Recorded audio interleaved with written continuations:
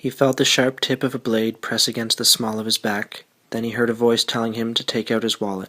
He did so without hesitating, reaching around to his back right pocket to retrieve his wallet and the cash within.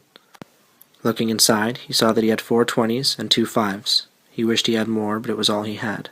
It would have to do. He took the bills from his wallet and handed them blindly backwards with a shaking hand. The bills were snatched from his hand, but the knife was still digging into his back. He tried to explain that this was all he had, but the voice cut him off. It told him to give over the entire wallet, so he did. There was only his IDs, some business cards, and some photo booth shots of his wife and himself.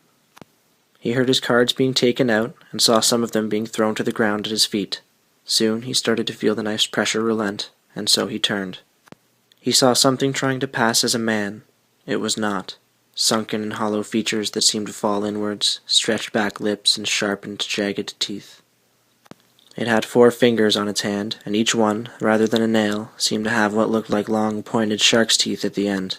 It was one of these teeth, and not a knife that must have been digging into his back.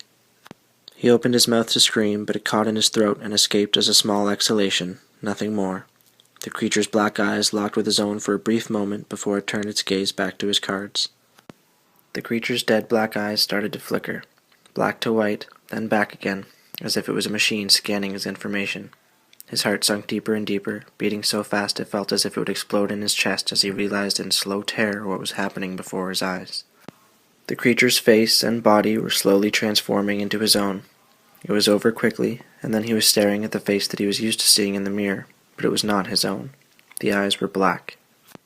It smiled at him before turning and walking casually away, and as it did, pain started shooting throughout his entire body.